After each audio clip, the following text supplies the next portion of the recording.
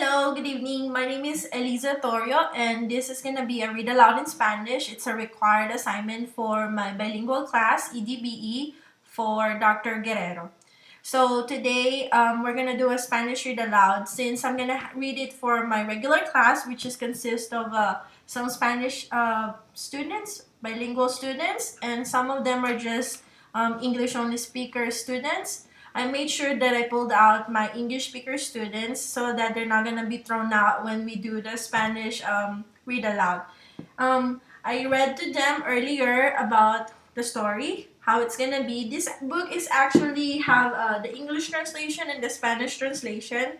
So they have an idea later on when we do the actual read aloud. They're not just gonna be thrown out that they don't know what's going on, and they can actually still perform and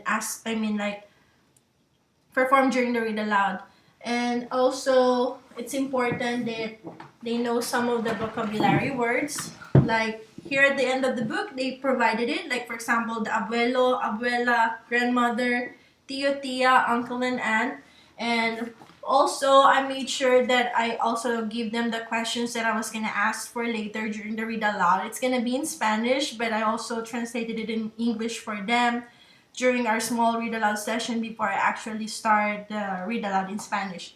This is what we need to do because when we do read aloud in English, I tend to also pull out some of my Spanish speaker students or my bilingual, especially those kids who are struggling for understanding English. By the way, they are my second grade students, and it's good that we pull them out so that they're not just gonna be thrown out when the actual read aloud is happening, and they can be, answering questions as well, and they can understand what's happening. They're not just gonna be in shock that I don't know what's happening.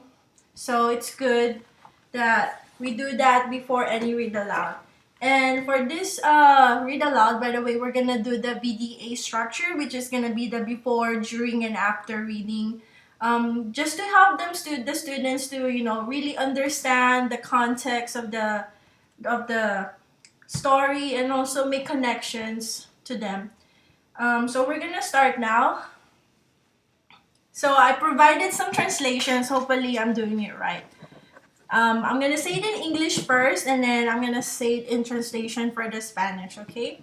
So, okay, boys and girls, today we're going to read the story about El Vecindario de Quinito, or in English, Quinito's Neighborhood. Okay, niños y niñas, hoy vamos a leer El Vecindario de Quinito. En inglés, se llama Quinito's Neighborhood. Ilustraciones, José Ramírez. Cuento, Ina Compiano.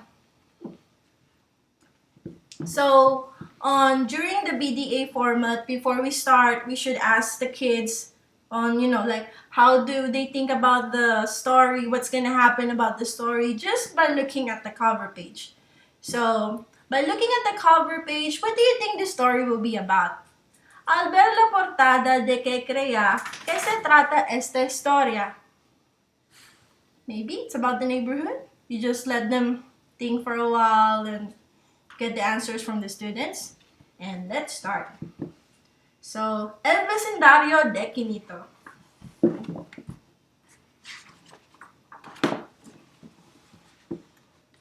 Mi mami es carpintera, mi papi es enfermero. Mi abuela maneja un camión bien grande. Mi abuelo es relojero.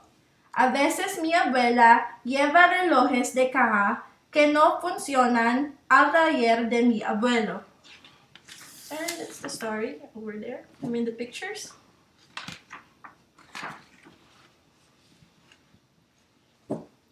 Mi tía es muralista. Mi tío de clases de baile.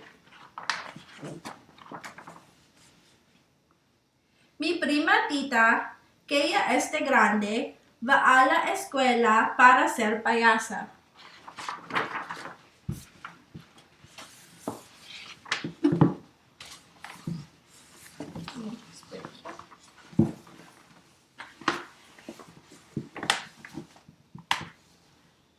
Su hermano, mi primo Roberto, es dentista. Le examina los dientes a la gente. Dentista.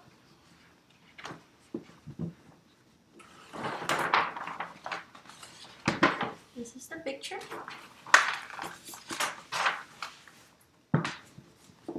Mis vecinos Rafi y Luis Manuel salen a trabajar muy tempranito. Rafi hace el pan y Luis Manuel lo vende.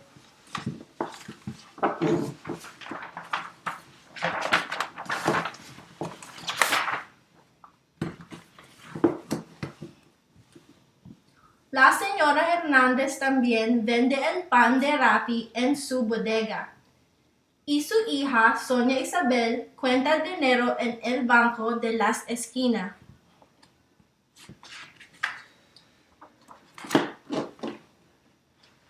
Guillermo es cartero.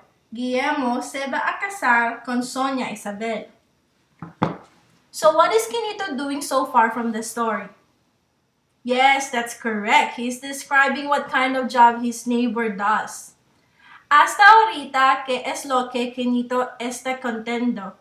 Sí, está contando a qué se dedican sus vecinos.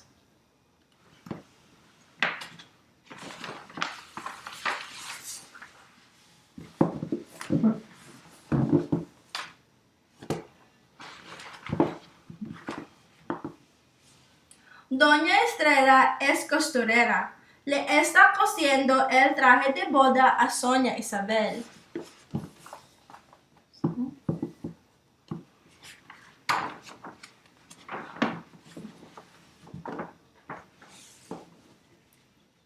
El señor Gómez es el vecino de Doña Estrella.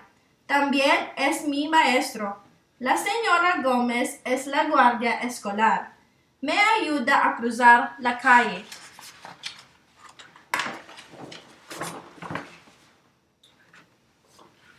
Y yo también soy una persona muy ocupada. Le tengo que decir al señor Gómez que mi mami es carpintera y mi papi es enfermero.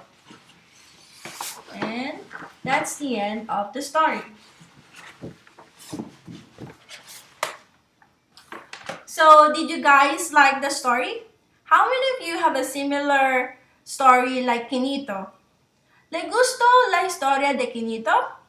¿Quién de ustedes tiene una historia similar a la de Quinito?